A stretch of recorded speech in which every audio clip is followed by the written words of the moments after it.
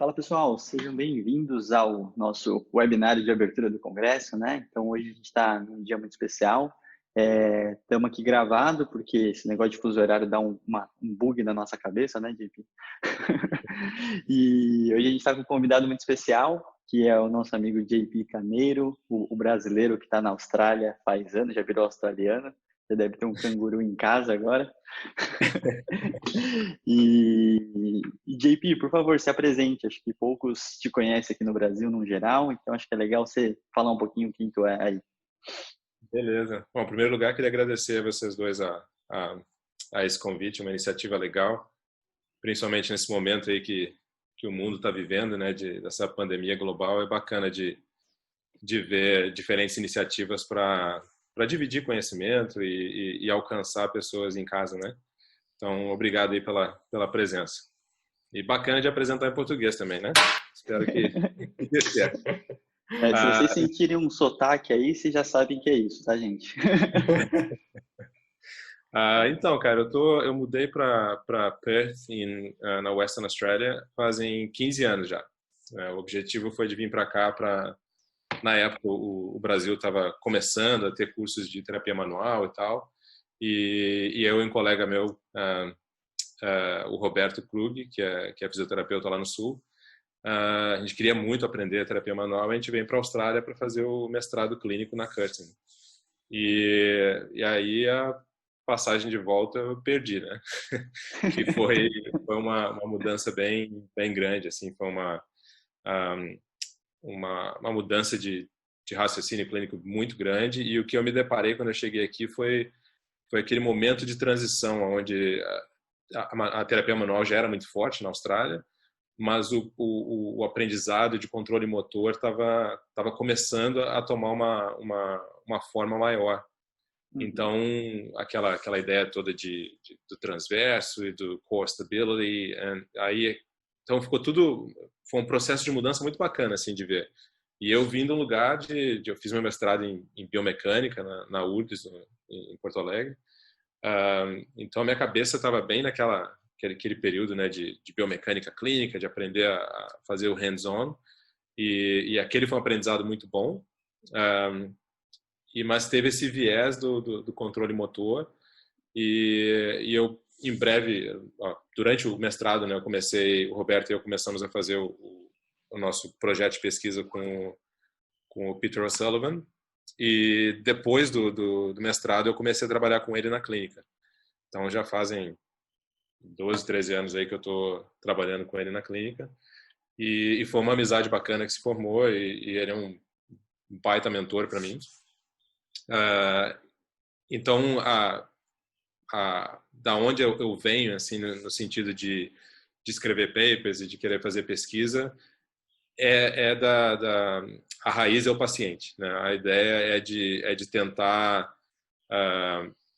né, te deparando com problemas na clínica, e usar a história do paciente, a narrativa deles e as dificuldades que eles têm como uma maneira de gerar hipóteses para as nossas pesquisas, né? E isso foi uma coisa que me atraiu muito no grupo de pesquisa da Curtin, porque eu sempre quis trabalhar nessa interface, né, da clínica e da pesquisa. Eu sempre achei que a pesquisa dava um suporte maior para o clínico, né? Porque tu não está falando só da tua opinião, ou tu não leu um livro que foi publicado há 5 anos, tu está lendo artigo, tu tá fazendo parte daquele desenvolvimento. Então, eu sempre gostei dessa interface. E eu, graças a Deus, consegui manter essa interface até hoje, né? Então, eu trabalho 3 dias na clínica, e trabalho 2 dias, 2 dias e meio, ou melhor, sou pago por 2 dias e meio na universidade. A gente acaba trabalhando um pouquinho mais, né? E lá eu tenho um pós-doc que eu estou fazendo, que eu faço parte de um grupo de pesquisa que tem um viés muito clínico. Então, o meu pós-doc ele tem 2 vertentes, assim, né?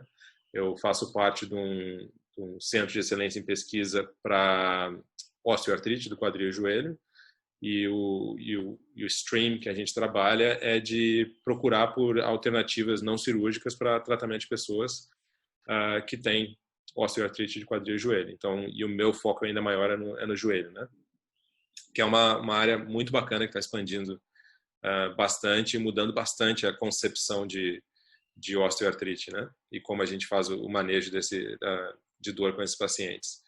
E o outro lado do meu pós-doc eu faço parte daquele trial grande que está acontecendo na Austrália, que é o RESTORE, que é o trial que está fazendo um estudo randomizado mais robusto, testando o CFT para pacientes com disabling back pain, né, com dor lombar mais incapacitante, né?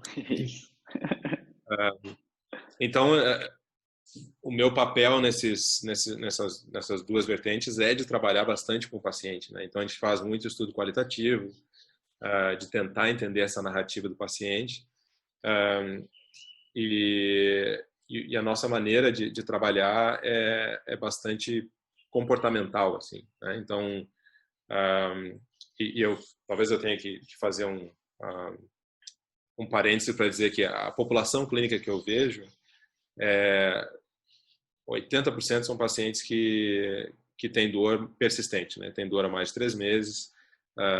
Né? Nós vemos bastante pacientes que são referidos para a clínica, porque já tentaram algumas outras terapias, outros clínicos, ou já estão na roda viva da medicina há um bom tempo, e estão tentando uma saída diferente. Vejo também pacientes que têm apresentação mais aguda, vejo atletas com problemas de dor persistente, mas eu não vejo tanto mais pacientes com entorse tornozelo ou entorse agudo de joelho. Mas agora que eu penso, essa semana eu tive os 2 casos, pacientes com os 2. E que é bem bacana também, né? Inclusive, eu vi uma paciente, a paciente de entorse tornozelo que eu vi, ela apresentava sinais clínicos que não eram entorse tornozelo normal, né? Foi um mecanismo normal, foi uma apresentação normal, mas uma coisa que a gente faz na clínica, todo paciente que entra, ele responde um questionário, né? Um screening questionnaire, que a gente usa o Orebro, que é do Steven Linton, que são 10 questões, né? O short form, são 10 questões, e que ele tem faz uma análise multidimensional do paciente, né? Então, te dá ideia com relação à severidade da dor, tempo de dor, lifestyle, né? Então, com relação a sleep, stress, ansiedade, depressão, medo de movimento, e etc. Então, aquilo ali nos dá um perfil bacana do paciente na hora que está vendo ele. Então, essa menina é uma menina jovem que veio e ela teve o score do Orebro é de 0 a 100, e acima de 50 tem um risco alto de cronicidade, né? E o score dela foi de 68. Então, aquilo ali já te indica que tu não pode tratar aquilo ali como entorse tornozelo, né, do dia a dia. Convencional, assim, né? Convencional, exatamente. Então, ela tinha sinais de que ela estava querendo começar a desenvolver o que seria como é que fala? Complex Regional Pain Syndrome. Uma síndrome complexa do regional. Ok. Isso aí. Tem outro nome, né? Eu me formei, tinha outro nome. Mas enfim, é isso aí. Então, esse é o grupo de pacientes que a gente vê, né? E daí, eu acho que esse approach mais comportamental tem uma presença bem forte, né? De acordo com a literatura. Muito legal. Então, Acho que é até legal o Rafa falar um pouquinho de como conheceu o JP, né? E o que acabou surgindo e saindo daí, né? Então, acho que o JP acompanha bastante o Rafa na parte científica também, né? Eu acho que vale bastante a pena só para a gente fazer um link do que a gente vai conversar e por que vai ter tanta conversa sobre isso, né? Tá bom. Na verdade, eu conheci o JP no congresso do WCPT em Cape Town, onde eu nem lembro o contexto muito bem. A gente saiu para jantar, né, com uma galera ali. A gente se conheceu romântico. lá. Romântico. Mas a gente não estava sozinho. Eu estava acompanhado. Entendi. Mas a nossa história começou assim, entendeu? Com um encontro ao acaso. E, enfim, a gente ficou trocando muita ideia naquele congresso e depois continuou conversando depois à distância também. se encontrou de novo no congresso da IASP em Boston, né, em 2018, e algumas É ideias lá que eu surgiram. conheci o Foucault, né? Foi lá que você conheceu o Foucault, né, algumas ideias surgiram. E o JP, ele vem me ajudando né, desde sempre a elaborar melhor algumas ideias de pesquisa, né, a ponto que hoje ele é meu co-orientador no doutorado aí, e é minha baliza, né? Ele faz essa baliza minha científica de tentar me ajudar a ficar mais para o clínico, muitas vezes, mais para o lado do clínico, né? Para o clínico poder pegar uma pesquisa de mecanismo e entender a sua aplicabilidade no raciocínio no dia a dia. Então, a gente vem trabalhando junto há um tempo, né? Mas sempre falando desses aspectos que estão surgindo, né? Que dão base para as abordagens cognitivo-comportamentais na fisioterapia. Então, foi sempre o que eu pesquisei, aspectos relacionados à dor e aprendizagem, que na verdade tentam dar essa base de explicação de como, por que pacientes com dor têm dor há mais tempo do que deveriam e como nossas abordagens ajudam eles a melhorarem da dor e da incapacidade e de outros fenômenos também, né? Como medo de movimento, pensamentos catastróficos, mas especialmente nessa junção de dor e aprendizagem, né? Como a dor pode ser aprendida pelo nosso sistema nervoso e como a gente consegue, através de algumas abordagens, tentar ressignificar aquela experiência e muitas vezes até mudar a forma como o cérebro processa essa experiência de dor, né? Então, JP, apesar de ter entrado na minha vida num jantar, ficou depois por outros motivos, né? Enfim, já nos conhecemos há um bom tempo, acho que já há uns 3, 4 anos já, né? Uma parceria bacana, muito bacana. E é muito legal, assim, porque o JP falando da rotina dele, né? Normalmente quando a gente vê alguém fora do Brasil, ele tem muito essa exclusividade de ser clínico, ser pesquisador, né? E eu acho que você consegue fazer um mix aí que potencializa muito dos conhecimentos, né? Então, é legal porque essa transição, ela já naturalmente acontece. Então, você está na clínica, as perguntas vêm, você consegue responder, e se vocês procurarem, né, você vai ver que o JP tem uma produção científica muito alta de alguns relatos, né? Que também mostra um pouco o que faz na clínica literal, né, que eu acho que é o que muita gente quer saber, e ao mesmo tempo dos editoriais que também fazem essas novas direções, né? E o JP tem essa característica de produzir um editorial por mês aí, uma fábrica. A fábrica de editoriais uma fábrica de editoriais da British Journal of Sports Medicine. E eu gosto muito de estar conversando com ele, porque muitas vezes a gente cita o JP em diversas aulas e tudo mais, e poucos conhecem você aqui no Brasil, né? Então, um dos motivos principais é querer fazer com que as pessoas te conheçam e saibam que você existe de verdade, a gente não está inventando. E eu acho que isso é muito importante, conhecer um brasileiro que está tão bem posicionado cientificamente fora do Brasil, assim, né, no mundo. Então, hoje ele tem um papel bem interessante cientificamente em toda a produção, né? E um dos motivos, e até uma da pauta principal, entre aspas, por mais que a gente gostaria muito de falar também do CFT, que a gente vai falar um pouquinho, né? É falar um pouco do Masterclass, que ele acabou de lançar na Brazilian Journal, né?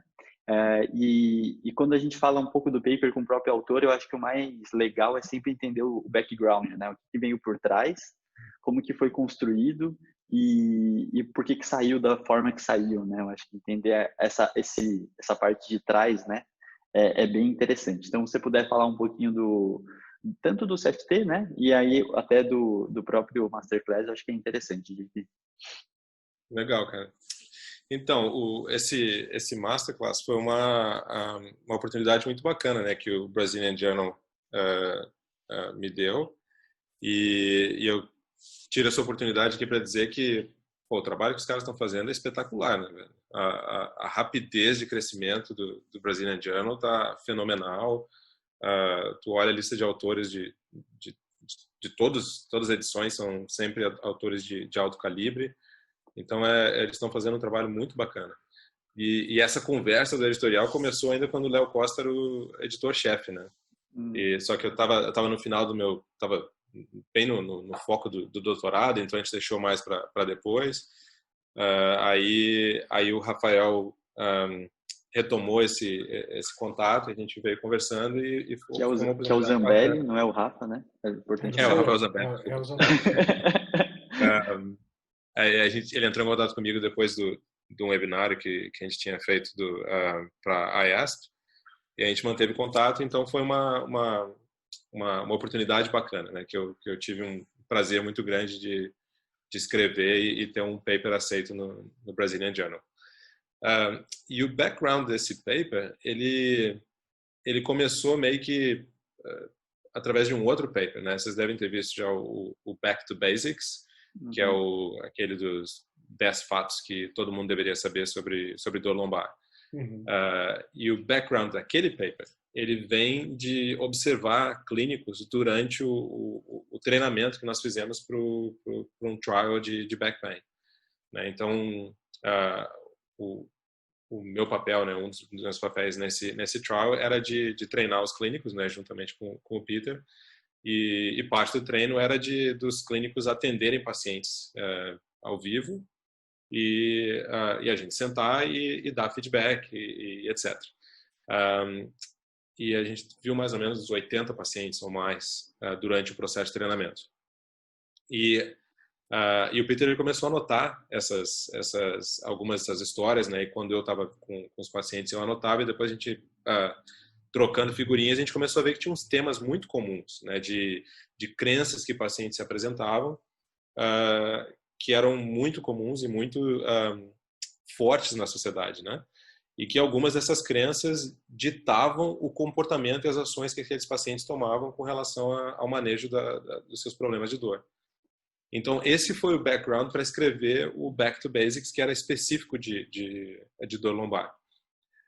Desde então, a gente se, né, teve envolvido em trabalhos qualitativos para dor né, de quadril e joelho, né? Até um dos papers que é muito bacana, que foi publicado no BJSM, é My Hip is Damaged, que é da Bia Oliveira, que é outra brasileira que trabalha lá na Curtin, ela é professora lá na Curtin. E é um trabalho muito bacana. E se tu colocar esses trabalhos qualitativos em paralelo, tu começa a ver que tem uma linha de raciocínio, matemática muito similar, né? Que na verdade é uma matemática que conduz apresentações de dor musculoesquelética. Não é necessariamente do quadril, do joelho, do ombro, né? Eles têm as especificidades deles, mas tem uma temática muito similar, né, entre essas apresentações. E isso nos fez pensar que seria interessante descrever sobre qual que é o impacto dessas crenças em diferentes regiões do corpo na apresentação clínica dos pacientes, né? E esse impacto tem alguma coisa que a gente possa fazer, e como que a gente faz isso na clínica? Não apenas apresentar um problema, né? Os editoriais eles são bacanas, como tu disse, eles apresentam um problema novo, eles dão uma direção nova, mas eles são curtos, eles não dão essa oportunidade de tu falar sobre o que tu faria na clínica, né? E o Masterclass é uma oportunidade muito bacana para isso. Então a gente queria meio que descrever um guia, né, com princípios básicos, digamos assim, para fazer uma mudança comportamental na clínica. E a razão eu e Peter a gente discutiu sobre isso, e a Sam ela é uma das top researchers de estudo qualitativo no mundo hoje em dia, e ela fez parte desse trabalho do quadril e do joelho e etc. Então esse trio de autores foi uma composição bacana para escrever sobre esse assunto, né? E a ideia do Masterclass é falar sobre o que são as crenças, né? De onde que elas vêm, como que elas surgem. E uma coisa que é clara na literatura é que elas surgem tem crenças que são conhecimento comum, né? As pessoas acreditam naquilo, não sabem por que acreditam naquilo, mas simplesmente acreditam, né? Porque está no sangue, digamos assim, né? A gente cresce escutando que a dor é um alarme, né? E significa que tá um dano acontecendo. E isso funciona para a ideia de pensamento de uma dor aguda, quando tem uma situação traumática, etc., mas não funciona mais quando a dor é persistente por mais tempo. E o modelo que a gente usou como digamos, a base para compreender crenças e o impacto no comportamento das pessoas é o que eles chamam de Common Sense Model, né? Que é um modelo de de senso comum, digamos assim, né? Que é o que como é que a pessoa faz sentido de um problema que ela apresenta.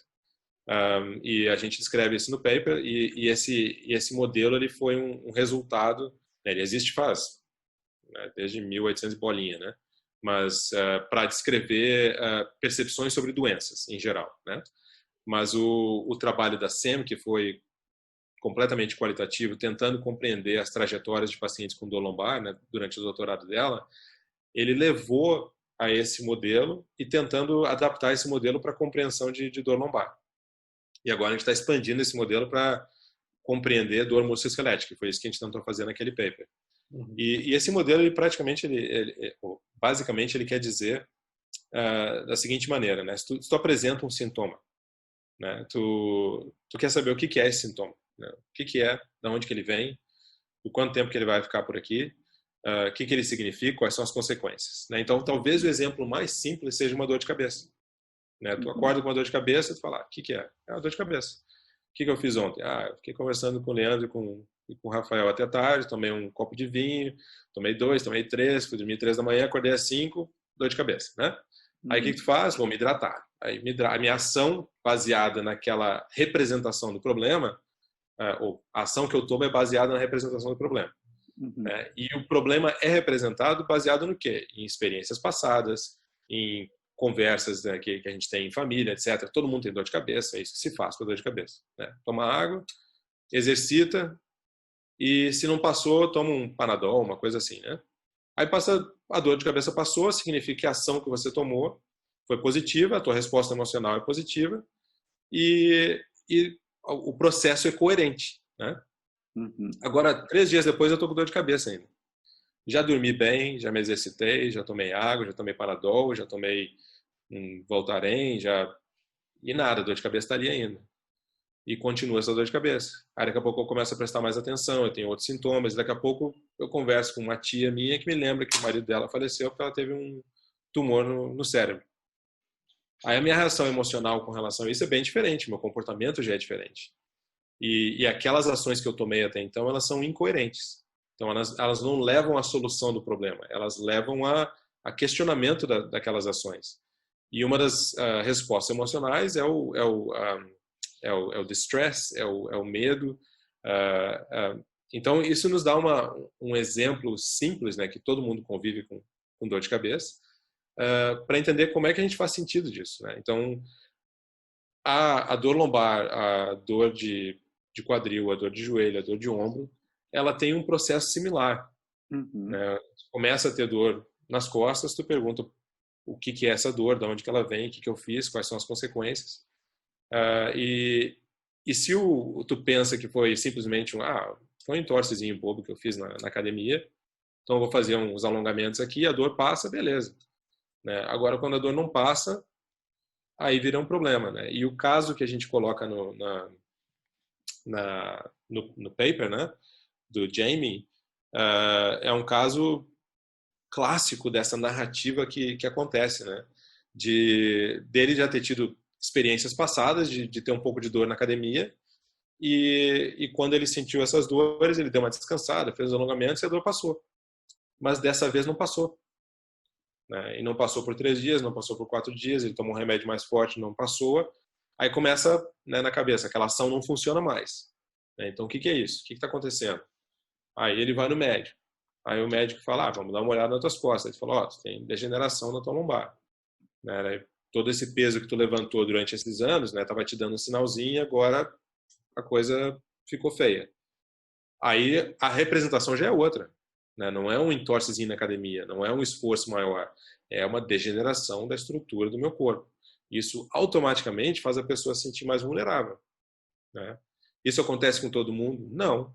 Né? Se tu tem um senso de autocapacidade maior e tu fala, não, isso aí não me serve. Né? Meu corpo não é vulnerável assim, isso está acontecendo há muito tempo, eu vou continuar minha vida do jeito que eu quero. Tu pode tomar uma atitude diferente. Agora, se tu assume aquela identidade de que teu corpo está degenerando, e o que tu vai fazer? Tu vai proteger o teu corpo.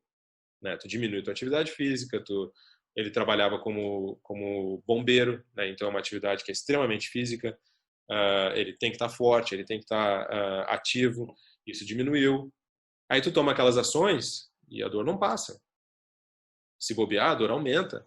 Aí o que tu faz? Toma um anti-inflamatório. Aí ele foi pro anti-inflamatório, relaxante muscular, opioide, né, em questões de semanas. E a dor não passava, cara. Aí ele fez outra ressonância magnética, em outro lugar, com outra pessoa que fez o report, e daí aparece que a coisa piorou, né? E teve um estudo que saiu ano passado aí, que botaram o mesmo paciente, fazendo a ressonância magnética do lombar em 10 lugares diferentes, e os reports eram diferentes, né? Então, é bastante dependente de quem faz o reports também. Então, aí o que aconteceu? A consequência foi que ele tinha uma protusão discal, então tinha que fazer uma discectomy. Uma cirurgia. Cirurgia para cortar o disco. Aí ele não melhorou. A dor nas costas não melhorou, né? E a evidência nos fala que a cirurgia para fazer rescisão de uma lesão discal, ela é mais efetiva quando tu tem dor na perna e quando tu tem alteração neurológica, né? Progressiva. Caso contrário, discectomy para dor lombar, a evidência não é forte, né? Então a dor dele piorou, a coisa continuou escalando, ele ficou completamente em casa, ele passava horas deitado, ele acordava, levantava para tomar um café da manhã e deitava no chão da sala. A vida completamente disabled. Esse é um cara que entrava em prédio pegando fogo, levantando né, uma pessoa lá de dentro, e o cara está deitado no chão de casa sem poder brincar com os filhos, né? Então é uma situação bem complicada. Sim. E aí o que aconteceu depois? A única maneira de eliminar a dor é se a gente fundir a lombar, porque daí a fonte de nocicepção é eliminada, né? Aquela percepção de que o problema está no corpo, a gente conserta o corpo e está tudo certo, né? Então, essa narrativa ela não é só da dor lombar, né? Ela é a narrativa do joelho, do quadril. Eu vi um paciente ontem, por exemplo, que ele tem 64 anos, joga tênis desde 30 anos de idade, sempre jogou 2 vezes por semana e vai na academia 2 vezes por semana. Teve uma dorzinha no joelho ao longo dos anos, fez 5 artroscopias, a última dela foi há 8 anos atrás. E agora o cara estava indo bem, daí com a situação do Covid, ele ficou, do coronavírus, né, ele ficou em casa. Aí parou de exercitar, parou de jogar tênis. E quando ele voltou, ele estava na sede e voltou 3 vezes por semana. Então tem um cara, 64 anos, que para de exercitar por 2 meses. Então o condicionamento físico, a capacidade dele diminui. Aí ele volta para uma atividade que tem uma demanda grande e ele aumenta a demanda, né? Aí ele voltou, começou a ter um pouquinho mais de dor, aí torceu o joelho, uma torçãozinha boba. Torceu o joelho, gerou uma infusão articular, pronto, não conseguia mais jogar. Aí foi no clínico, o clínico mandou para o ortopedista falou, tá chegando a hora de fazer um knee replacement. Aí tu olha para essa história, né, cara, fala, não, peraí, vamos voltar aqui nessa história, né, o que aconteceu, né? Nos últimos 2 meses tu deteriorou tanto a tua articulação, e tu olha para o raio-x dele, cara, tem o compartimento lateral do joelho dele, tem um espaço articular bem pequeno. Mas aquilo não aconteceu nos últimos 2 meses. Como é que tu explica que aquilo estava jogando tênis 2 vezes por semana, na academia 2 vezes por semana, e agora ele não consegue fazer isso, né? Então, para ele não fazia sentido. Aí tu olha os hábitos que ele estava tomando ações baseadas nas crenças que ele tinha com relação àquela articulação. Qual que é a crença de osteoartrite? Não tem nada que tu possa fazer. O osso degenera, a cartilagem degenera e não tem nada que você possa fazer para a cartilagem. Essa é uma máxima que se tem na sociedade e entre clínicos também. Aí o que ele faz? Tu evita botar peso na perna. Isso é um cara que jogava tênis 2 vezes por semana, correndo para cima e para baixo. E ele joga singles, né, com 60 anos de idade. Então ele não está jogando devagarinho, ele está correndo para cima e para baixo. E agora o cara está tirando o peso da perna, quando ele levanta da cadeira ele usa as mãos, quando ele vai se abaixar para pegar uma coisa ele põe peso todo na perna não afetada. De pé falando comigo, ele estava com o peso todo na outra perna. Então a perna dele definhou, né? Ele perdeu a capacidade muscular, mas quando eu perguntei para ele das ações que ele estava tomando, né, por que você está fazendo isso? Né? Algumas ele não tinha noção que ele estava fazendo. Ele não sabia que ele estava fazendo aquilo. Então são hábitos que o corpo toma né? É como se fosse na perna, principalmente, né? Aquele reflexo de retirada, né? Tu não quer usar um membro para evitar que tu cause mais dano, e ele continuou com essas ações para tentar evitar piorar aquela artrose. Então, para ele foi dado um ponto final, né? Ó, tu vai ter que fazer uma artroplastia de joelho. E agora ele está tentando preservar a cartilagem, né? Para que aquilo não chegue tão rápido, né? E não fazia sentido. Então, qual foi o processo que ele precisou ser conduzido, né, ou guiado, melhor dizendo, durante a sessão? Eu não sentei ele e expliquei para ele que dor não é igual a lesão. Eu não sentei para ele e expliquei para ele que tem muita coisa que tu pode fazer para tua cartilagem. Eu questionei ele durante a entrevista, né? E eu questionei para ele principalmente essa história. Ao final da entrevista, eu não sabia o que eu tinha que fazer com ele durante a entrevista. E esse é um ponto grande que a gente tenta trazer no artigo, que é essa curiosidade, né? Por que esse joelho está doendo? Eu não tento ver um paciente, e porque eu escrevi um editorial dizendo que a gente tem que ver o joelho como sendo biopsicossocial, eu não tento encaixar todo o paciente dessa maneira. Eu vejo um cara de 64 anos, tem alterações no radiológicas, por que está doendo? Aí quando ele me contou a história, no final da entrevista, eu fiz um sumário para ele da história, né? Um resumo da história, né? E quando eu falei, quando tu escuta essa história, o que te parece, né? Aí ele falou, parece que eu aumentei minha carga, né? Parece que eu parei de fazer aqui, eu tive uma torçãozinha no joelho, etc. Então ele começou a levantar e falou assim, tu acha que isso pode ajudar, né? Mas com aquela cartilagem daquele jeito, a dor não está vindo dali. Eu falei, eu não sei, a gente tem que ver, né? Vamos avaliar agora. Aí na hora de levantar da cadeira, ele levanta sem botar o peso na perna. Aí eu perguntei para ele imediatamente, né? Por que eu perguntei para ele? Porque as coisas que ele me disse que ele estava com dificuldade é que quando ele levantava da cadeira, tipo, ele estava sentado por um tempo, ele levantava da cadeira, ele ficava mancando, né? Por uns passos. Ou se ele caminhava muito, ele começava a mancar e não conseguia esticar mais o joelho. Quando ele ia se abaixar, ele não conseguia, ele sentia dor no joelho. Então, essas 3 tarefas, para mim, eram bem importantes de avaliar. Então, antes de colocar ele na cama e avaliar na maca e avaliar o joelho dele, assim que ele foi levantar, eu prestei atenção no que ele fez. E eu perguntei para ele por que ele fazia daquele jeito. Aí ele falou, de que jeito? Eu falei, levanta aí de novo. Senta, levanta. Né? O que tu sente no teu corpo quando tá fazendo isso? Onde é que tá teu peso? Tá mais na perna direita. Tá, e que mais? Eu tô usando minhas mãos. Eu não tenho peso nessa perna esquerda. Mas ele falou, mas faz sentido, eu não quero causar mais dano, né? É uma coisa que a gente faz e tal. Eu falei, vamos ver se a gente consegue botar mais peso na perna. E na verdade, e ele tava devagar, né? Ele tava levantando devagar, se preocupando. Aí eu coloquei ele para sentar. Eu falei, vamos sentar, coloca mais o pé mais para trás, sente mais o peso no pé, traz o teu corpo para frente, separa as pernas e levanta com peso nas 2 pernas. Aí ele levantou rapidamente. Aí ele me olhou assim, sentou de novo, levantou de novo, sentou de novo, levantou de novo. Aí ele falou, tá certo isso? Eu falei, o que tu tá sentindo? Né? Eu tô sentindo que eu não tá doendo, eu esperava que ia doer. Isso foi outra coisa que eu perguntei para ele. Se a gente fizer dessa maneira, o que tu acha que vai acontecer? Eu acho que vai doer mais. E se a gente repetir? Vai doer mais e eu não vou pagar a conta no fim da sessão, ele falou. Então vamos tentar, né? Aí eu falei, o pior que vai acontecer é que tu vai sair daqui com uma sessão de graça. E a gente foi tentando, e quanto mais ele fazia, mais rápido ele fazia. E aí ele sentou e ele perguntou, mas como é que eu consigo estar fazendo isso? Eu falei, parece que tu gerou um hábito, né, de não usar essa perna. Vamos ver se isso é o caso em outras situações. E como é que o joelho está sentindo? Tu tá sentindo o joelho? Eu tô sentindo que ele está mais livre. Ele não está tão stiff.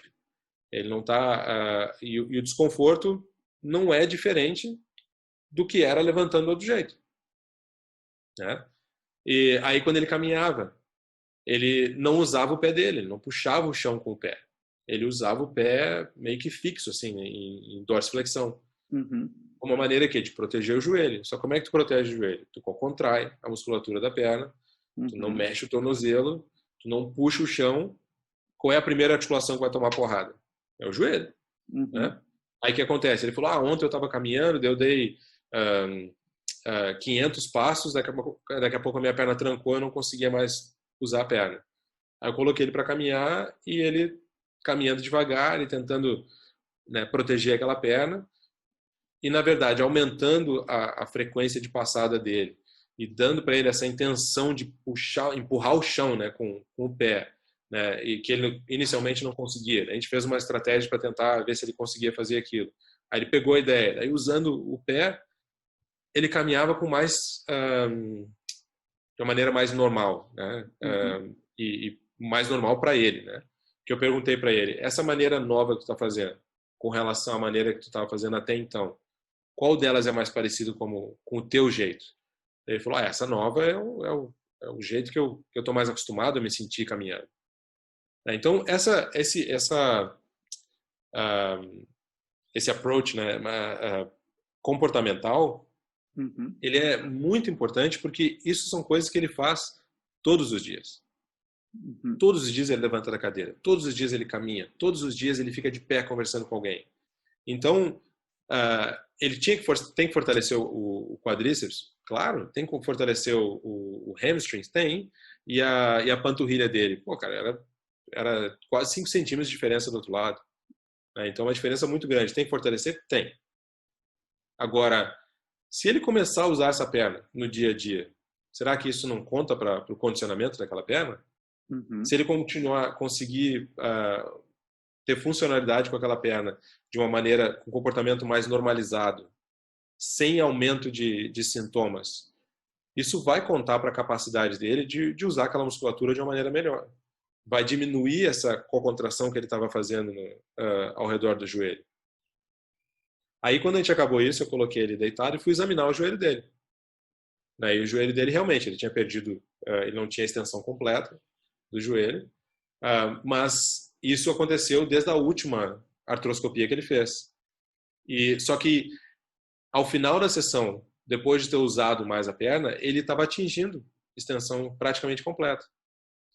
Para minha surpresa também, quando eu fiz a palpação do compartimento lateral da tíbia femoral dele, ele não tinha dor na palpação.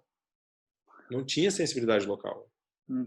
E aquilo até eu não esperava. Eu achei que eu ia fazer a palpação e ia ter sensibilidade. Mas ele estava sensível no tecido mole ao redor do joelho. Então, inserção de quadríceps, inserção da musculatura da panturrilha, estrutura ligamentar, estava bem sensível. Mas a articulação não estava. Então, a minha palpação, eu não apertei e falei para ele. Eu falei, tu sabe onde é que eu estou apertando? Sabe o que é isso aqui? Ele falou, parece que é osso. Eu falei, então.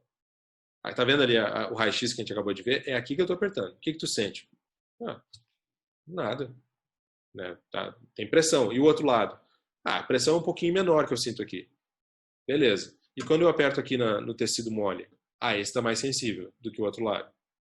Então, aquilo ali é um aprendizado, né? Aí o que eu pergunto? O que tu acha que isso quer dizer?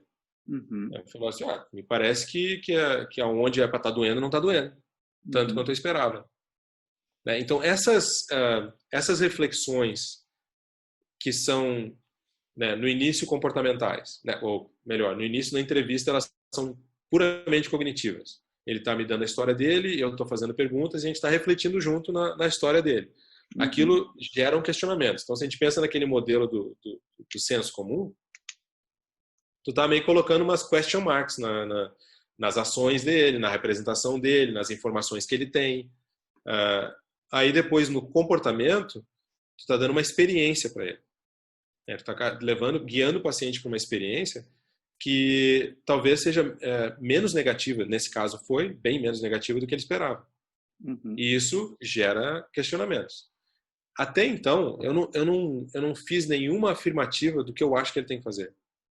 Até então, eu não dei o planejamento para ele, não expliquei nada para ele. Eu estou na mesma jornada que ele, eu estou curioso. Né? Vamos ver. Aí eu chego na palpação, eu falei para ele, olha, eu achava que tu ia estar bem sensível aqui, né? E ele tinha uma efusão articular naquele joelho. E aí na palpação é um estímulo sensorial, que é do corpo dele, no lugar onde é para estar doendo, né? E não estava doendo. Aí eu falei para ele, sabe o que eles vão fazer se fizer uma artroplastia? Eles vão cortar esse pedaço aqui do teu joelho e vão colocar um de metal. Aí eu falei, o que tu acha? Aí ele falou assim, acho que eu vou trocar uma peça que tá funcionando. Né? Essa foi a expressão que ele usou. Que legal. Porque não tá doendo, mas eu vou tirar a dor do lugar que não tá doendo. Não faz sentido isso. Eu falei, o músculo eles vão colocar de volta, cara.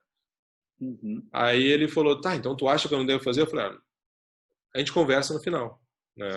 Mas nesse processo, tu vê que a pessoa tá matutando. Né? Ele tá pensando a respeito daquilo. Aí, depois daquele processo, o que a gente fez? A gente fez algumas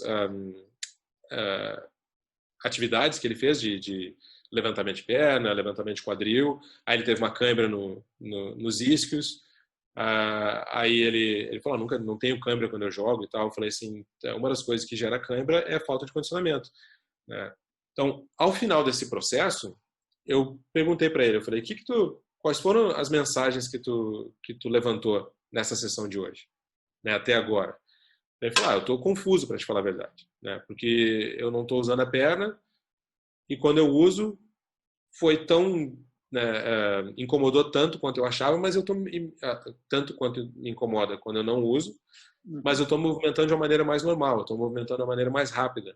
E o que a gente sabe é que tu não deve usar uma cartilagem que está osso com osso, né? Essa é uma expressão bem forte que eles usam aqui, né? O bone on bone. E a palpação da onde era para estar doendo não está doendo.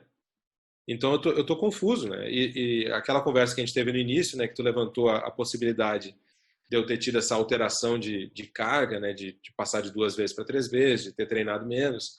Então eu não sei de onde é que a dor está vindo. Né? Mas o que eu sei é que eu estou gostando disso aqui, porque isso aqui eu não quero fazer cirurgia. Né?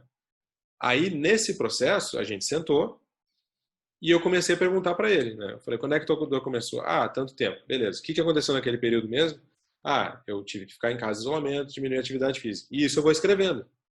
Então, esse é um processo, né, que se fala tanto em pesquisa de shared decision making, né, de fazer não vou tentar falar esse trem, que eu não... mas é fazer junto, né? Decisão compartilhada. Compartilhar. Isso. E onde a gente teve a mesma trajetória, né, naquela sessão. E o que a gente aprendeu naquela trajetória? Então, um resumo. Então, a gente faz um diagrama onde ele vai dizendo as coisas que estão acontecendo e vai falar, isso aqui gera um mecanismo de proteção. Qual é a tua proteção? Tu tira o peso da perna, quando tu põe o peso na perna, tu contrai, quando tu caminha, tu não usa o pé. Aí o que a gente viu? Aí eu boto umas setinhas naquilo ali. Que quando tu põe peso nas 2 pernas, tu te sente melhor. Quando tu puxa pelo pé, tu empurra pelo pé, tu te sente melhor. Quando tu relaxa a tua perna, tu está usando de uma maneira mais rápida, mais flexível, tu te sentiu melhor, mais normal. Então esse é um hábito que ele é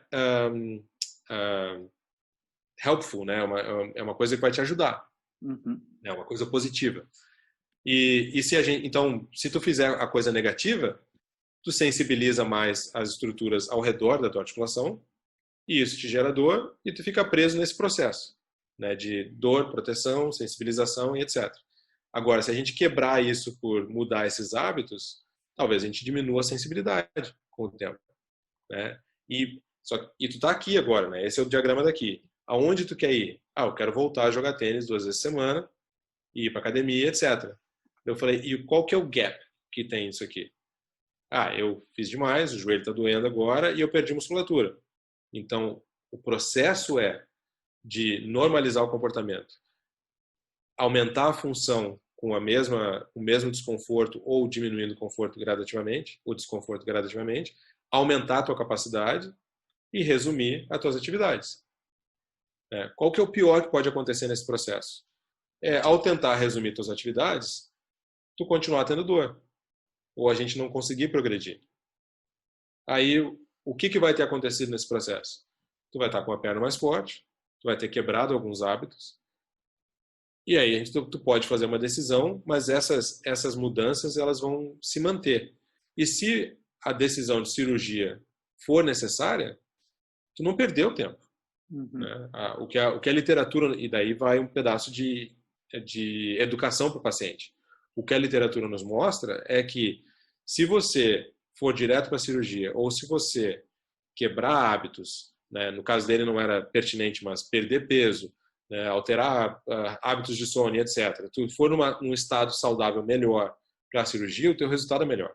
Uhum. Então ele falou, então é uma win-win situation, né? Todo mundo ganha, né, nessa história. Uhum. Exatamente. Ele falou, isso está mais de acordo com os meus vieses, né? Eu prefiro não fazer a cirurgia e tentar esse processo. Aí o plano dele a primeira coisa foi de quebrar os hábitos dele. Aí a gente falou do levantar e sentar, de caminhar, etc.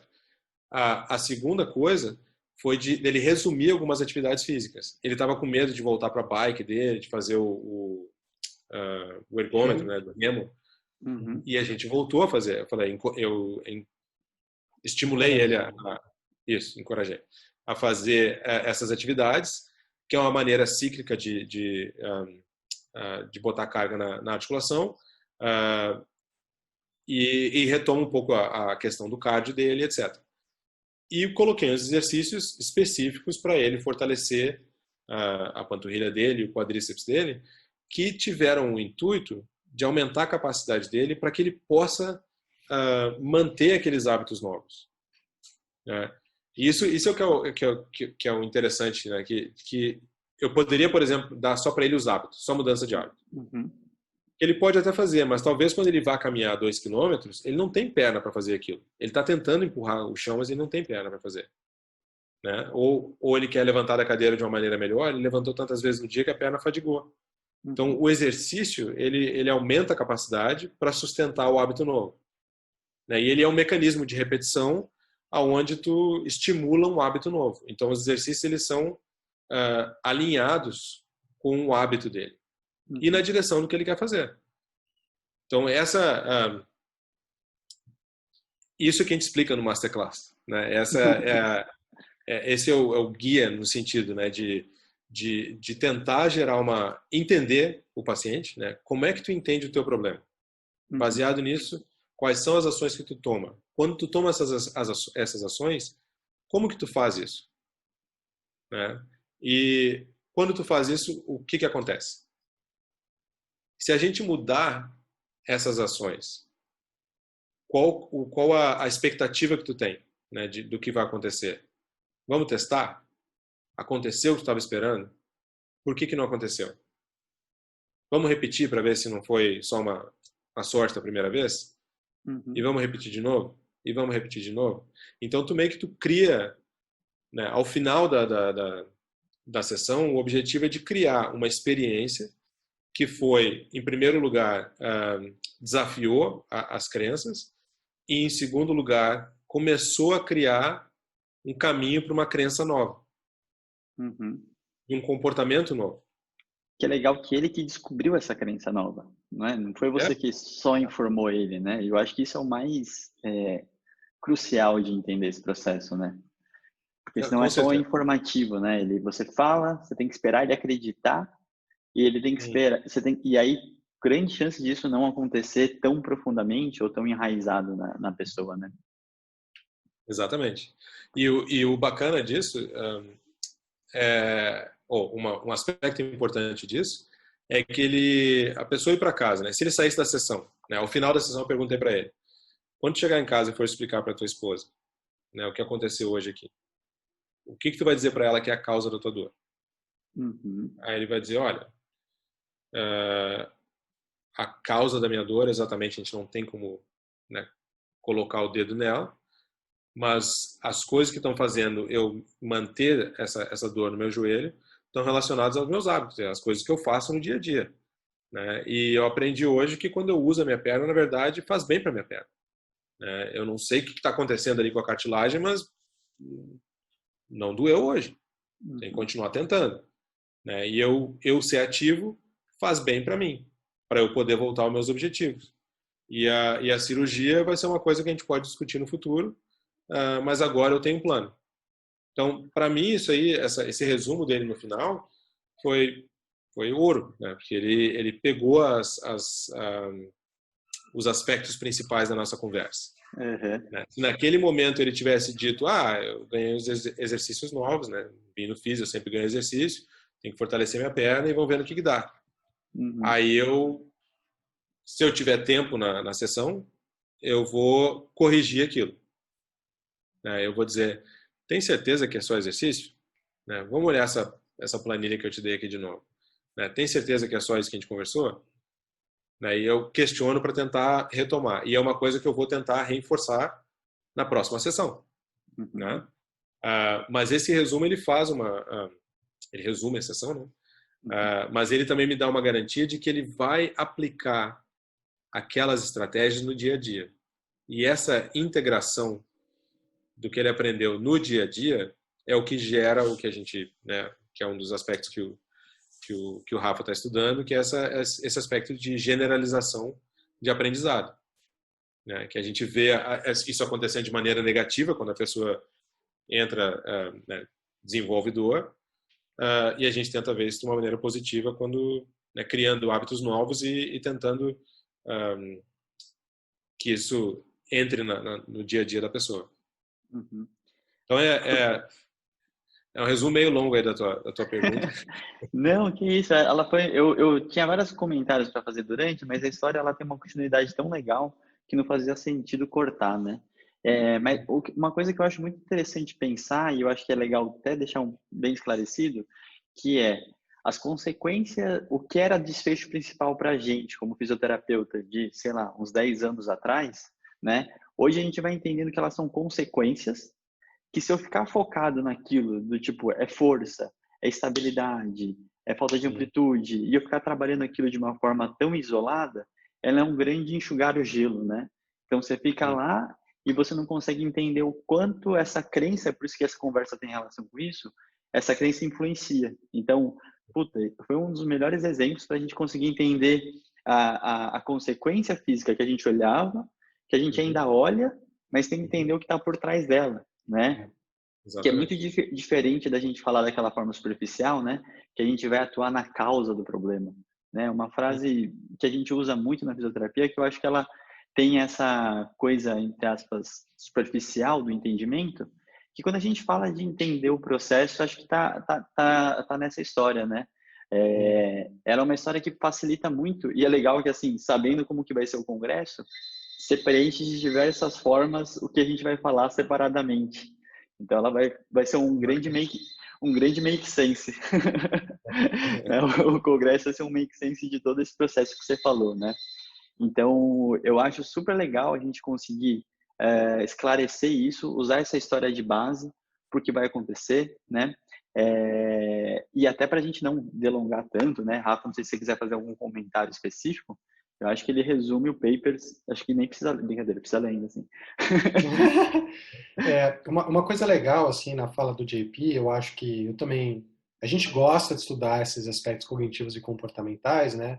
É que eu acho que a gente tem que entender que todo clínico que atende pacientes com dor está lidando com um ser humano, né? Não é uma máquina que tem uma peça, uma porca fora do lugar que você tem que apertar. Você não tem que consertar nada. Você tem que entender, de fato, quais são os fatores que nos cabem ou que são modificáveis que parecem estar relacionados com a queixa dele, né? E sempre vão ter fatores cognitivo-comportamentais em todo paciente, né? Eu acho muito legal essa história que o JP contextualizou a gente, porque eu vejo muito o papel do fisioterapeuta no manejo de pacientes com dor como esse indivíduo, esse profissional que ajuda o paciente a fazer sentido do que ele está passando, ajuda a mostrar para ele que coisas que ele faz são parte do que mantém ele lá e ajuda ele a colocar em outra trilha. E assim, eu vejo muito minha função em vários pacientes, eu não sinto hoje a necessidade, muitas vezes, de abordar essas coisas específicas, né? Tem muito paciente que eu vou dar alta sem ter eu mesmo trabalhado a força, ou sem eu mesmo ter trabalhado a amplitude, porque simplesmente ao mudar essas coisas e colocar em uma nova trilha, ele vai ganhando sozinho aquilo. E é o que a literatura vem mostrando pra gente, né? A gente não precisa aparentemente mudar ativação de músculo profundo da coluna, nível de infiltração adiposa do músculo profundo, o trofismo, os pacientes melhoram apesar disso. A gente não precisa ganhar força de membro inferior em pacientes com dor no membro inferior muitas vezes, os pacientes melhoram apesar disso. Eu não preciso ganhar força de membro superior, muitas vezes, e nem mudar o padrão de escápula, porque os pacientes melhoram apesar disso. Então, eu entendo hoje que o bom clínico, ele sem querer mexe nesses fatores. Sem querer, cada um com a sua abordagem, ele acaba estimulando o paciente a encarar aquilo de uma forma diferente. Só que isso para mim parece jogar moeda, né? Parece um acaso. E às vezes você está atribuindo insucesso a uma coisa que você teria plena condição de manejar diferente. Então, eu vejo que ao olhar para esses fatores, a gente consegue aumentar a nossa chance de conseguir conduzir o paciente melhor. Né? Ao olhar para isso, às vezes você vai se deparar em uma situação onde de fato você tem que trabalhar o que a gente foi ensinado a fazer. Mas você vai talvez enxergar que nos pacientes com dor, especialmente em dor persistente, a maior parte das vezes você talvez não precise. E você, ao fazer essa história que o JP conversou com a gente e compartilhou, que legal, né? Talvez você consiga ajudar a pessoa a fazer sentido daquela condição sozinha. Né? Então, eu vejo muito isso. Assim, as abordagens cognitivo-comportamentais estão vindo na nossa área com tudo, mas não é que é como se a gente fosse virar psicólogo do paciente. É só a gente se empoderar de uma coisa que todo ser humano tem, todo ser humano faz sentido da sua experiência, todo ser humano se comporta perante ela, e a gente entender que isso faz parte, e entender que muitas vezes o nosso papel é esse. E não ganhar força em todo mundo, ou ganhar amplitude em todo mundo. Né? Enfim, eu acho que um bom clínico, ele faz isso sem saber. E quando você sabe que esse processo está lá, e sabe abordar, né, você consegue aumentar a sua chance. Eu acho que isso é o mais bonito que eu vejo. Ao entender sobre essas abordagens e entender sobre o comportamento humano. Tu aborda vários... Desculpa, Leandro, você ia falar? Tá mutado o seu microfone. Que eu queria reforçar até uma parte que a gente tem conversado muito, que eu acho que na hora que a gente está falando dessas crenças, né, até perguntar assim para você, para o JP, no processo de que a gente está atuando muito numa crença, acho que ainda do terapeuta, porque assim qualquer insegurança que você tenha como terapeuta de você conseguir encorajar ele dessa forma, você transpassa para o seu paciente. Então, muitas vezes, o bloqueio da crença do terapeuta bloqueia o avanço da crença do paciente, né? Então, ele é meio que uma bola de neve que você vai fazendo, que aí você vai só expandindo. E aí o clínico reclama do paciente e fica num embate de crença versus crença, né? Então, porque o clínico muitas vezes fala assim, não precisa dessa estabilidade, e aí ele treina movimento, mas ele treina uma estabilidade muscular, que ele diria, né? E, pô, o exemplo maior é isso. Se a estabilidade de uma cirurgia, de uma fusão não dá certo, porque a da muscular daria, né? Então, aquela estabilidade superficial que você faz, ela acaba não acontecendo nada. Então, eu acho muito interessante até pensar e queria entender como vocês estão olhando, assim, porque eu acho que é pensar em atuar no clínico, não no paciente exclusivamente, né? Ele vai ser uma consequência depois. Até esse comentário que tu fez aí da fusão é interessante, porque o Jamie do paper, ele foi lá na clínica foi uma sexta-feira e ele estava indo para cirurgia na segunda ou terça, cara, para fazer a fusão. Então ele foi meio que para, vou ver o que vai dar aqui. E se tu olhasse ele se movimentando no primeiro dia, ele tinha dele já. Ele tinha uma fusão, uma autofusão. Por bracing, por contração. Né? E isso foi talvez a chave que levou ele a entrar nessa trajetória, porque ele falou, então se é isso que a cirurgia vai fazer, então peraí, vamos tentar outra coisa aqui, né? E a experiência dele na sessão foi muito poderosa, né? Mas os comentários que vocês fizeram agora, a minha cabeça tá indo em diversos lugares, né? Eu vou tentar não me alongar muito aqui nos meus posicionamentos. Mas uma coisa que tu falasse, né, com relação aos clínicos, eu acho que é extremamente pertinente. E essa mudança de trajetória minha, pessoal, né, como clínico, quando eu vim para a Austrália buscando o atuar na causa, né, como tu falou, é isso que eu queria com a terapia manual, né? Finalmente eu vou aprender a mexer no problema ali, né? Vou tirar a dor com a minha mão. E pô, cara, é uma estratégia terapêutica extremamente valiosa. né? A capacidade de poder avaliar um paciente e passar segurança com as tuas mãos, fazer uma palpação e ver que tem um lado do pescoço ou do ombro, o que seja, que está mais stiff, que está diferenciado, é extremamente valioso para o clínico. Né? Quando eu comecei a aprender, eu estava tentando ver que nível que estava stiff, né? Que músculo exatamente. E quanto mais experiência clínica eu fui adquirindo e quanto mais compreensão de dor eu fui adquirindo, e né, digo que ainda dor é extremamente complexa e eu não tenho a compreensão boa dela, mas quanto mais a gente vai lendo, menos específico o uso de terapia manual vai ficando, né? Porque tu entende como é que o segmento está se movimentando, né? Mas tu não está indo pela especificidade de cada coisa. E daí teve essa mudança pro modelo biopsicossocial, né? Que hoje em dia tem mais de 30 anos. E teve esse shift, né? É tudo comportamento, é tudo psicológico, é tudo... E não é. Né? E o clínico que é skillful, ele é um clínico que ele consegue navegar nesses 3 domínios, né? Sim. E ele não julga que todo paciente com dor persistente tem uma apresentação que é tudo crença, é tudo tá deprimido, tem pensamento catastrófico, etc. Né? Então, o conhecimento sobre o modelo biopsicossocial aumentou significativamente no mundo inteiro. Né? Tudo que é clínico hoje em dia sabe do modelo biopsicossocial. Sabe que tem que usar questionários de catastrofização e de alta eficácia, etc. Mas colocar em prática é difícil. Né? Não é uma coisa fácil. E eu não estou dizendo que eu sei fazer, mas o que a gente está tentando falar a nossa abordagem é uma maneira de tentar conduzir esse entendimento na prática clínica. E o uso de questionários, por exemplo, tu tem um monte de questionário, né? Quer dizer, eu usei um questionário de medo, um questionário de catastrofização, um questionário de retorno ao trabalho. Aí não é muito diferente de tu olhar na articulação que está meio fora do lugar, a fraqueza do músculo, a falta de rotação interna, são impairments, né? São problemas a serem... exatamente. São componentes de um problema maior. Aí tu tem aquele monte de questionário com um monte de resultado, aí tu fala, e agora? O que eu faço com isso, né?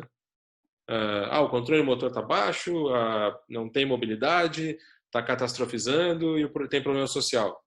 E aí, negão, o que tu faz agora? Né? Como é que vai para frente agora? Então, essa habilidade de tentar colocar tudo junto, né, para o paciente, ela é difícil.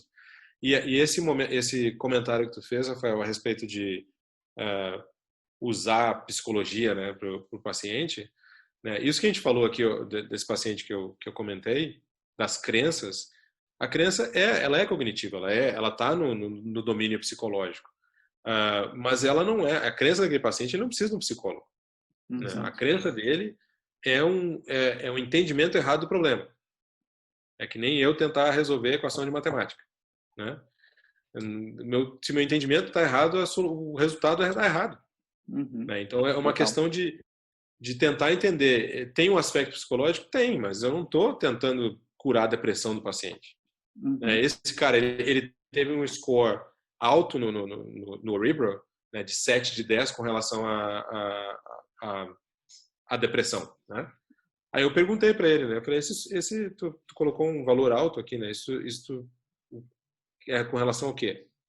Aí ele disse, é esse joelho, né, cara? Eu jogo tênis, eu quero continuar jogando e não estou jogando. Mas teu humor é alterado? Tu tem um histórico de depressão? Não, eu tô super bem, mas isso aqui tá me botando para baixo. Então, esse cara precisa de um psicólogo? Não. Ele precisa voltar a jogar tênis. Né? Mas aquele questionário me deu aquela pergunta me deu a possibilidade de entender isso.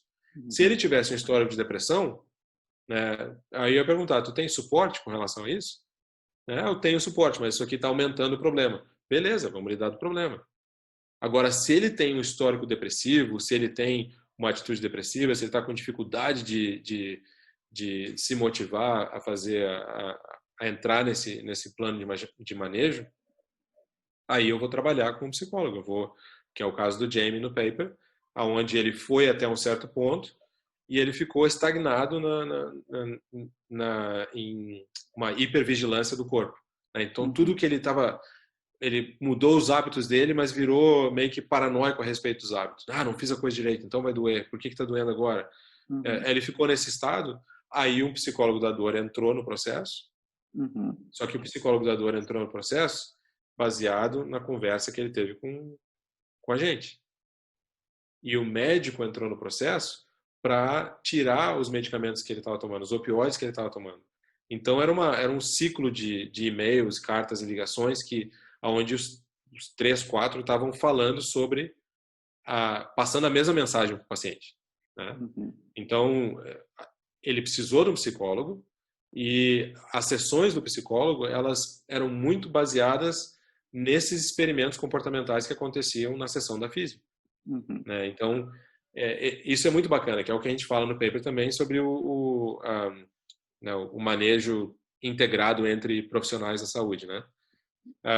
E talvez o outro ponto que eu queria fazer, que é extremamente importante, é que o treinamento de avaliação física específica que o físio tem é extremamente importante, né? Como eu falei naquele caso, eu abordei comportamento inicialmente porque eram os principais problemas daquele paciente. Mas eu levei ele para a maca. Eu avaliei a amplitude de movimento dele, eu avaliei a sensibilidade dele, eu avaliei estímulo e efusão articular, eu avaliei a estabilidade daquela articulação. Eu fiz uma avaliação, um exame físico bem compreensivo, que me levou a compreender o problema dele. Então eu não fiquei no comportamental e deixei o resto de lado. Eu posso pensar aqui numa outra paciente que eu não vejo só joelho, tá? Eu vejo de tudo. Mas uma outra paciente de joelho, que apareceu, na verdade, ela tinha dor lombar na perna. Me pareceu pelo body chart dela que era dor radicular, né? Ou talvez uma síndrome de dor, né? Ela tinha dor na perna, né? Esse que era o problema dela. E tu olha, o Oribra dela era bem alto, né? Era 71. Então, imediatamente, tem dor há 2 anos, dor na perna inteira, dor em outros lugares. Ela podia imediatamente entrar na caixinha é paciente com dor crônica, tem que educar sobre dor.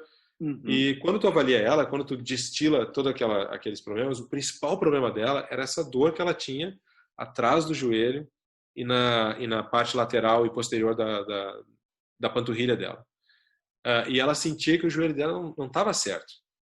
Aí eu olhei os comportamentos dela, ela tinha comportamentos que não eram que eram bem negativos, né?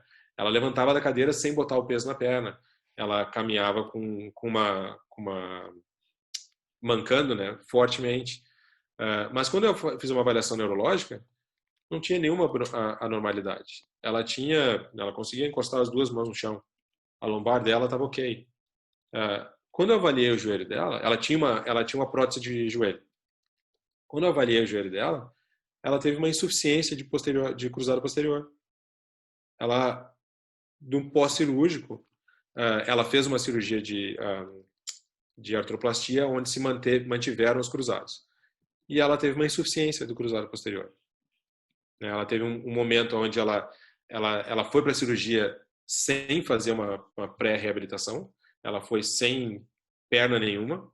Quando ela saiu, ela teve um mecanismo de hiperextensão e ela rompeu o cruzado posterior dela, né? Muito breve depois da cirurgia. Então, ela tinha um problema de instabilidade que foi detectado por uma avaliação objetiva. Se eu tivesse ficado só no comportamental, eu tinha perdido isso, né? Então, o que eu não gostaria que acontecesse é que as pessoas lessem um masterclass desse e pensassem que é tudo a respeito, conversa com o paciente, faz teste comportamental e pronto. Não, né? Todos os pacientes vão ter uma avaliação física que é compreensiva, né? Tu vai fazer testes necessários, que sejam necessários, e tu vai avaliar para ver se não tem nenhum outro problema médico, e tu vai avaliar para ver se os outros terapeutas que viram essa pessoa não perderam alguma coisa, né? Ou se o comportamento, se a apresentação clínica não mudou ao longo do tempo. E se ela precisar de suporte psicológico, você encaminha para aquilo. Se for um paciente que for obeso e precisar de um suporte de uma nutricionista ou de uma psicólogo comportamental de alimentação, tu vai encaminhar para aquilo. Então, como o Rafael falou, o físio está muito bem posicionado para entender o físico do paciente, a ligação do corpo e mente do paciente com relação àquele problema e das necessidades daquele paciente de ver outras pessoas. Né? E muita gente vê o clínico, né? Nosso treinamento tradicional não foi assim. Né? O meu certamente não foi. Né? Eu estava fazendo ondas curtas e forno de bia e parafina na minha cadeira de eletro. Né? Então, mudou muito a maneira que a gente lida com o paciente, mas o nosso treinamento tradicional, ele é bem voltado para o aspecto físico, né? Então, essas coisas são novas e muitos clínicos, eles se deparam com isso e falam, nossa, é difícil demais, vamos ver aqui onde é que está doendo, a gente mexe ali e pronto. E, na verdade, o que eu acho é que essa abertura do modelo biopsicossocial, ele abriu a nossa capacidade de atuar em diversos aspectos, né, da apresentação clínica de um paciente. Né? Tu pode fazer comentários com relação ao estilo de vida, a rotina de sono, ou se ele precisa ver alguém. Então, na verdade, aumenta a capacidade do fisioterapeuta. Né? Essa é a minha visão. Então, é bem importante de ressaltar isso, que o bio, né, do biopsicossocial, ele é muito importante. Extremamente. E principalmente em situações como essa de pacientes com osteoartrite, esse cara tinha, né, se tu for classificar, ele tinha um grau 4 de alteração no compartimento lateral dele. Mas, apesar disso, tinha um monte de coisa que ele podia fazer. Né? Então, é fazer sentido dessas apresentações. Né? E para ele aprender também que ele podia melhorar a saúde da cartilagem dele.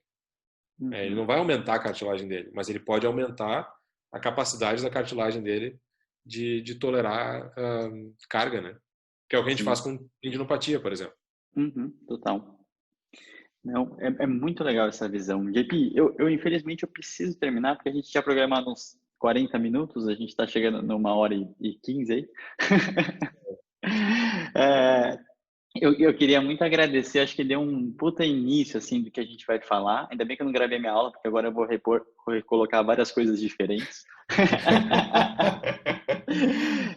Agradeço demais o seu tempo aí na sala. Eu sei o quão corrido para marcar as coisas assim. Agradeço mesmo, né? Vou pedir para você fazer as considerações finais para a gente estar finalizando aqui essa sua participação tão especial. Cara, prazer enorme falar com vocês e falar com a comunidade brasileira de fisioterapeutas. Provavelmente as colocações finais são baseadas no comentário que tu fez antes, Leandro, que é avaliar as nossas crenças. Né? Quais são as experiências de dor que eu tive no passado? Como é que eu reagi a essas experiências? Hoje, quando eu tenho dor, o que passa na minha cabeça? Né? Então, se eu me abaixo para pegar o lixo e eu tenho dor nas costas, o que passa na minha cabeça? Fica com aquilo, estuda, vê como é que tu responde a isso. Vê o medo que gera em você mesmo, se gera medo, vê como é que você enfrenta isso, vê as suas atitudes. E se você não está fazendo o que a evidência está sugerindo, né, dá uma repensada nisso. Então, isso é um aspecto, né, de olhar para o espelho e dar uma pensada nisso. Né? Tu não pode pedir para o teu paciente enfrentar os medos se tu não enfrenta os teus. E o segundo aspecto é de ter essa comunidade de ver pacientes juntos. O que eu quero dizer com isso? Na clínica, a gente estimula muito de você sentar na sessão comigo, de ver eu atender, eu sentar na tua sessão e ver você atender, ou eu estou com um paciente com dificuldade que eu não estou conseguindo melhorar, eu levo para um colega meu ver o paciente comigo. Né? Então, isso cria uma comunidade bacana dentro da clínica, né? Tira as barreiras de ego e etc. E, porra, é um baita no aprendizado, cara. Porque tu meio que tu chega no limite e daqui a pouco alguém vem com uma ideia nova e o paciente vai super bem. Uhum. Ou ele está indo devagar porque é aquilo mesmo, porque outras pessoas pensam que é aquilo que ele tem que fazer também. Então te dá mais confiança no que está fazendo.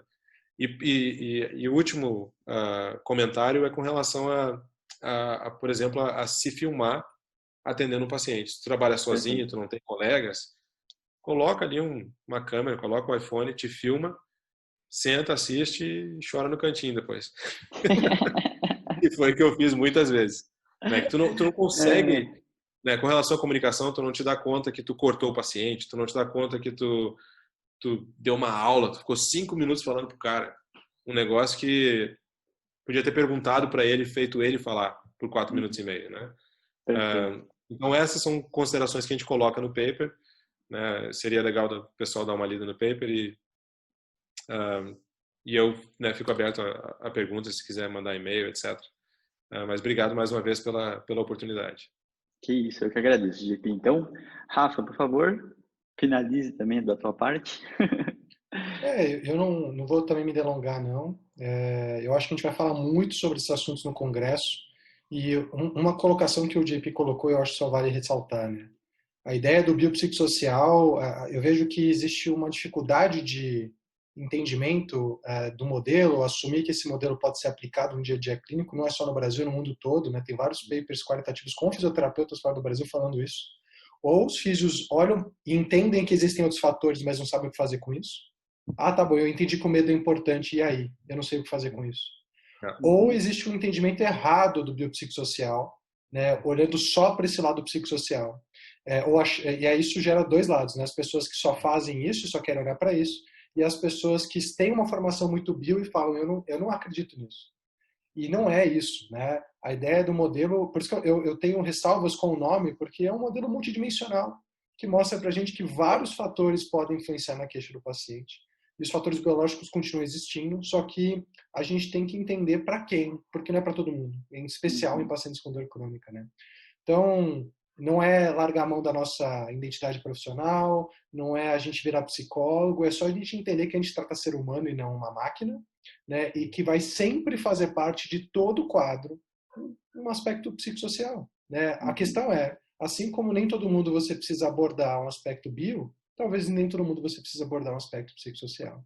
Então, eu acho que não é porque é difícil que a gente, né, não tem que assumir que não existe. E a gente tem que lembrar, só para finalizar, da frase célebre, que eu não lembro o autor, vou fazer uma citação anônima aqui, que é... Fala que é a Clarice Lispector. Pode ser, né? Para todo problema complexo, vai existir uma resposta que faz sentido, simples e completamente errada. Né? E a gente tem que tomar muito cuidado com explicações simples para problemas complexos, e dor é complexo. Então, eu concordo muito com o JP no que ele falou, que a gente está numa posição muito boa para ser o primeiro contato do paciente. Isso é um entendimento da comunidade científica, né? Justamente por conta da nossa formação. Então, está na hora da gente abraçar essas outras coisas e assumir esse nosso papel no manejo de pacientes com dor crônica. Muito bom. Bom, então, gente, agradecemos. Sejam bem-vindos ao nosso segundo congresso. Vocês já viram que tem coisa boa aí, né? Agradecer os dois de novo e encerro por aqui. Valeu, pessoal. Valeu.